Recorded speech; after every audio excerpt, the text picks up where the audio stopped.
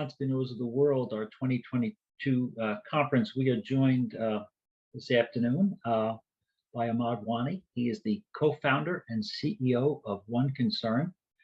And Ahmad and I are going to have a conversation about the world's digital twin, building long-term resilience to natural disasters, which is kind of One Concern's specialty. So Ahmad, welcome. Well, pleasure to be here, Glenn, and great to meet you. Yeah, absolutely. And you're joining us today from, you said, the Bay Area, right? Yes. Okay, so you're coming up on lunch. We jumped out a moment or so ago. But thanks for being part of our conference. We've been looking forward to having a chance to meet with you and talk a little bit about your business and certainly what you're seeing in your specialty as it goes through. And continues to evolve. I guess when you think about it, and I spent a little bit of time on the company's website, so maybe that'd be a good way just to kind of start off. From what I gathered from the website, a lot of your company's values and the ideas kind of came from some personal experiences for you back when you were younger. Perhaps you could share with our audience some of what shaped that for you. Absolutely. And again, thank you so much for having me here, Glenn. I guess, I come from a place called Kashmir in northern India, and we, that has been, in the middle of a lot of political turmoil. But other than that, it is also in the middle of a lot of high hazard, particularly earthquakes and now more recently floods. I was visiting in 2014 between my master's and starting my PhD at Stanford, and we were caught in a flood. And in fact, I was one of the less affected people, but the entire 80% of the city was on their rooftops trying to figure out whether they're going to live or die. And we spent several days going between the second and the third floor trying to figure out that particular thing. And the water sat there for, in several areas, 2 weeks. And several hundreds of people lost their lives because their homes were washed away by the water. The entire city had turned into the river, and hundreds of embankments broke. We'd never had a flood in the last 2 centuries before that, and since 2014, we've had 4 already. And so that was the awakening, and I was trying to think, I'm going to take a flight back to the Bay Area and resume work in Palo Alto, and I'm going to forget about all these problems. Shouldn't I be thinking about how to apply science and technology and data to potentially help change something, change an outcome in this particular circumstance? Glenn, I think you're muted. Sorry. Well, I'm sorry. That's the first time I've done that in all 5 days. How about that? Sorry about that. How about the company name, One Concern? Where did that arise from? I think we wanted to be very focused on the fact that our one concern is saving lives and livelihoods, and it's very clear that the impact of climate is here and now, and we are seeing that in terms of how we are seeing the exacerbation of some of the impacts of natural disasters, and we wanted to be able to partner with the right set of stakeholders, whether it is attract the right team, attract the right sort of investors, early adopter clients, customers, and partners, and this name was the first way to do that. So, how about your own team members? Where have you drawn your team members from? So I'm very lucky. I'm kind of always in the right place at the right time. I'd like to think so. First of all, my this company wouldn't have started had it not been for my co-founders, Nicole and Tim. Nicole has a very interesting background which you should find out about, but she was a research colleague with me at Stanford, and she's a computer scientist by background, and and she was the one who started to then think about how do we take my background, which is earthquake engineering and physical sciences, and apply that, merge that with machine learning and AI. So that's where I met my other two co-founders. But then now, as we think about, we're almost north of 110 people. I've realized that this mission is not just personal to me, but basically personal to all the other people in our team. In fact, if you see some of our people, we have a big operation in Japan, and there is a lot of people who have seen disasters in Japan, in Australia, in New Zealand, in South America, growing up, and that's what compelled them to study about these different fields, whether it's tsunamis and wildfires and wind and floods. So we've been able to be that place where all these people have now come together to share their experiences. Absolutely. I think the closest I've gotten to Stanford is across the street. I think there's a Sheraton hotel across from the entrance. That's about as close as I've gotten. Stanford's a beautiful, beautiful area, though. It's interesting. But again, you're out in California, and you mentioned wildfires. That's obviously a big concern in that state, and certainly other parts of the world. You mentioned Japan, certainly between tsunamis and earthquakes and all that went on there a number of years ago. Even here in the New York area, we're in a way we're still recovering from Hurricane Sandy. A lot of people lost their homes, their businesses. We were talking with another entrepreneur earlier today, and on the electricity side, and they put up a map of Manhattan post Hurricane Sandy, and how most of it south of 34th Street was dark because the power stations were down, and they were otherwise flooded, right? So I mean, you can almost never over prepare for a natural disaster, for sure. Now, earlier today, we had another person was speaking to us, and while this wasn't their topic, they actually mentioned digital twin. So I was like, well, that's funny you mentioned that. We're going to be speaking with an expert on that later. Can you explain for our audience a little bit what's involved in that, and bring it down to perhaps from perhaps a scientific standpoint, just for us to understand better. Absolutely, and to be clear, digital twins could mean different things for in different contexts. You could build a digital twin for network analysis or for social media analysis and those kinds of things. But we are building the digital twin of the physical Earth. So think about like a model which you use to when you are planning your house or planning a bridge. Now think about actually creating a stick figure, but not necessarily of your house or of your table, but really of the world. That's the scale of which we want to be doing this. And now, why to do it in the first place?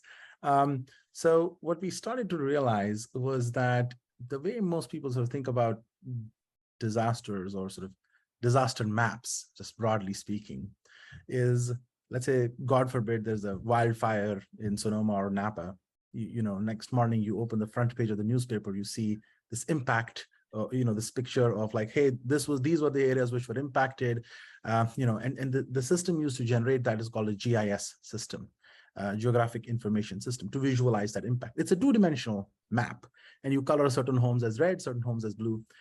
Now, whether you are reporting what happened yesterday in the wildfire, or in a hurricane in Houston, or you're speculating what's going to happen over the next 10 years, 20 years due to climate change, you use this GIS system. What we don't realize is that it really matters what we color as red or blue. The economic impact is rarely limited to that perimeter. The world is not 2D, it's multi-D. If that happens to be somebody's supplier, if that happens to be a power plant, a nuclear power plant, like in Fukushima, if that happens to be a dam, heck, if that happens to be a substation, you were mentioning the electricity grid, it's not just those 3 blocks which would be affected. Probably hundreds of miles out or thousands of miles out sometimes, you are affected, and your business could be affected, your safety could be affected, and so how do we actually truly measure those ripple effects, those second, third order effects from these natural disasters? So we started to realize that the way sort of climate is exacerbating physical risk, risk to your house or my house or a commercial facility, that risk is of course growing. But that risk is growing at an incremental pace, 5%, 3% every few decades.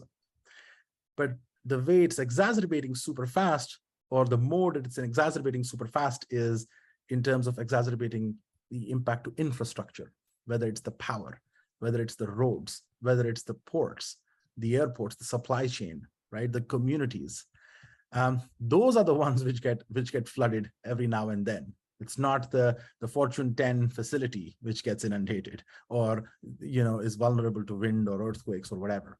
And so what we started to realize was we need to map out every bit and every piece of that infrastructure, and we need to understand that. Now, if you think about it, most cities don't know where their water pipes are. With due respect to all the cities, right? Most utility companies will have a hard time telling you where every electric pole and every substation is of their own infrastructure. And so we had to get onto this arduous task to be able to map out to the finest detail where every piece of that infrastructure is. So we've been an all Japan company over the last several years, and we launched our first product in the US actually a couple of months back. That power infrastructure portion of that digital twin maps out every substation, maps out it simulates every electric line and every electric pole or every crane or in every port, so that we can actually then understand those ripple effects, those second order, third order effects. And that's what we call building a true sort of digital twin. And we'll never be able to get the perfect data. So we need to be able to understand what is the uncertainty in this estimate. How many times are we going to get it right? Are we going to be right 9 out of 10 in that city versus 9.5 out of 10 in that city? What about overground versus underground networks? So we've done quite a bit of work in terms of being able to sort of understand that and simulate that digital twin. I was going to ask you about outcomes and projections like that.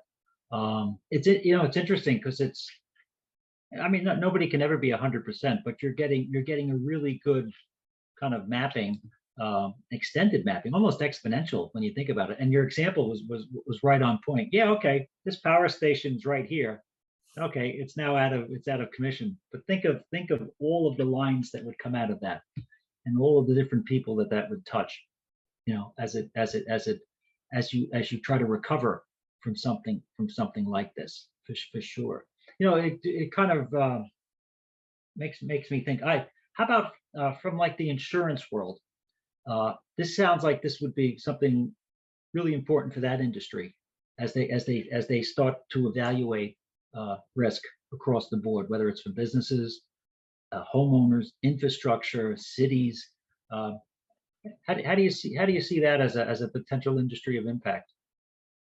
Absolutely. I think the first step to be able to build resilience, which is our mission, is to be able to measure it, right? And this has implications on everybody who either owns a hard asset or owns a financial asset related to that risk. So whether it's the banks, asset managers, asset owners, or insurance companies. And we are working with all of the above in terms of just, first of all, helping them measure this risk. And so if you think about, let's say, you asked about insurance, currently, most of what the insurance companies are insuring is the building, is the structure. Mm-hmm. And COVID has actually sounded an alarm in many of those insurance companies that they need to insure the business inside that building, not necessarily the building itself. And this is for the first time that through this digital twin, they're now able to actually understand, oh, you know what, this logistics company inside this facility, they're going to be affected much more by the outage on the port or the roads being down, this data center could be affected due to a water outage, because nobody's visiting the data center every day, but they need the water to cool the data center, or a hospital for that matter. And so essentially they're able to tie all those things going wrong in the digital twin, and the digital twin is broken, they're able to tie that to business impact. And now they're able to come up with insurance focused on the buyer, on the customer, right? And so for some of them, it could be supply chain insurance. Some of them, it could be power outage insurance. So if you just think about, power outages over the last 2 decades, power outages, weather related in the US, are up by 1 order of magnitude. Over the last 4 decades, so 40 years, power outages are up by north of 70 times, right? Similar numbers in supply chain and disruptions and transportation disruptions. And that's because those are the weakest links in the US infrastructure currently. We've just not been making enough investments in our infrastructure, which is crumbling. So climate is exacerbating that first. And insurers now have an opportunity to be able to actually insure the business inside those facilities by actually understanding that risk. It's not like people have not been asking them for this, but they've never felt comfortable to measure those risks. And so this gives them an opportunity to be able to both measure and provide additional tools to be able to either mitigate those risks or transfer those risks. Yeah, that's a great point, because it's not just the physical, but it's the substance of what's inside, the content, right? You think of like when you have an apartment, sometimes they, oh, you need renter's insurance. What's renter's insurance? It's really contents insurance, right? It's the stuff inside. Of course, the apartment owner's got the building piece, but they, whatever's in your own personal possession, that needs to be protected as well. But it's fascinating. I mean, there's so many different elements that as you draw the line, it can wind up touching so many different types of industries and people and just outcomes in general. A bunch of years ago, I did some business continuity work as part of my with my college, where I'm on the board of directors. I used to work at the New York Stock Exchange, so for a long time. Coming out of 9/11 and the terrorist attacks, one of the things that became readily apparent, that while it was nice to have backup systems, having them just across the river may be a little bit too close, right? So Yep. one of the things that a series of counties in eastern Pennsylvania, coupled with a number of educational institutions, including mine, created a consortium, and they called it Wall Street West, and it was all about kind of creating those duplicate data centers just further away from the business centers to try to give it a little bit more of a protection, as opposed to just say Jersey City or Hoboken or something like that. Because as we saw during the terrorist attacks, just across the river may not be further off along. And that kind of evolved into a whole business continuity kind of discussion. Sounds like a lot of what you guys are doing would fall into that category. Is that a fair kind of observation? Absolutely. In fact, when we actually, we have a product called One Concern Domino, which actually shows you what would happen. It kind of looks like a video game. It shows you what would happen in the next event. Because see, sometimes, you're trying to plan looking backwards, in the rearview mirror, but you're like going at like 70 miles an hour and the climate is changing. So the idea is that you need to be able to take the surprise out of the next event. And for certain locations, for certain types of companies, based on what they value in terms of downtime, in terms of operability, in terms of safety, they could be affected differently.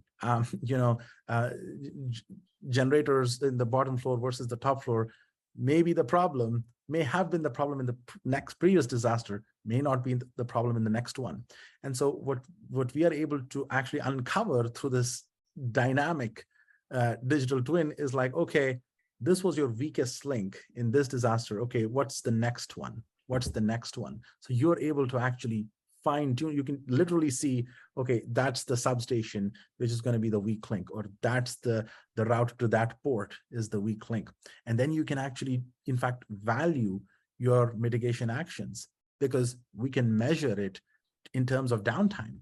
So we can tell you, you know what, if you actually made this decision, what would be the return on investment in that decision? Many companies right now are talking to us about, they have emissions reduction targets. They want to be able to reduce their emissions by X% over the next few years. However, they're having a hard time justifying those emissions reduction, because for many locations, they're not able to reduce their energy bill. And so they're only able to make those, let's go solar, let's go fuel cells in those locations where they are able to reduce their electricity bill. But guess what? Since we know where the power grid is the weakest, we can tell them, you know what, you might want to go solar in that location right there in Texas, or in that location in New York, because you will get your benefit in 3 years in terms of just reduced outages. And that's how it's going to benefit your business resilience. So that loops in business continuity planning all the way into the climate, and benefits of emissions reduction. So essentially, you can do all of that. So the resilience can be really targeted. It really can be very, very specific if needed. Well, Yeah. they always talk about with business continuity plans and disaster recovery plans, make sure you just don't leave it on the shelf, right? Make sure it's always being tested and stuff. Do you guys do any kind of, with companies, do you do any kind of modeling like that? Do you do any kind of like testing for potential disasters and outcomes, and how they would recover or rebound from that? Oh yeah, absolutely. And in fact, I will tell you this, like, this is the first time you're able to actually tie a financial number to your physical risk, to what you're going to expect in the next 3 to 5 to 10 years. The reason they were staying on the shelves, and if you were to ask a majority of the top US banks right now, the top 20, majority of the top 20 right now, have you run a climate analysis or any of these kinds of analysis? They will say yes. How does it actually affect your credit decision making? Because that would be their BCP plan. Mm-hmm. A majority of them will say, well, that's kind of sitting on the shelf. And if you ask them why, they're like, well, it's kind of like, we don't, that's the repair cost of those facilities. It doesn't actually tell us what the probability of default of those loans or of those mortgages are. This is the first ever time we can actually tie that to the probability of that loan defaulting. And we can actually tell you what to do to actually reduce that probability of default in terms of maybe a power outage mitigation, maybe a supply chain mitigation. So you are able to do that for the first time at the asset level, where you can tie physical risk to financial risk. So that's, that's in our opinion, quite going to be quite impactful for some of these financial institutions. Well, as an accountant and someone who's worked in the public markets for a long time, sizing things, disclosing things, probability versus possibility, all becomes really important. And I'm sure you have been following along as well. But the SEC for public companies is certainly stepping up the disclosure game on climate risks and those types of disclosures. I was wondering if you've been getting any calls from public companies saying, "Hey, we need some help with this. Can you help us build this out?"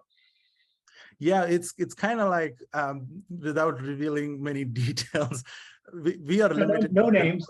No, of course, but like we're limited by the number of people we have right now, and the soonest we can hire, because literally our phone hasn't stopped ringing. And the idea is that the SEC, and we applaud the SEC's efforts here, like the SEC has gone one step further than the status quo, which would have been like box checking exercise. Hey, just tell us the number of locations in your flood zone and you're good. No, they have said, no, we don't care about how you do it, but you need to tell us the cash flow impairment due to physical risk, short, medium, and long term.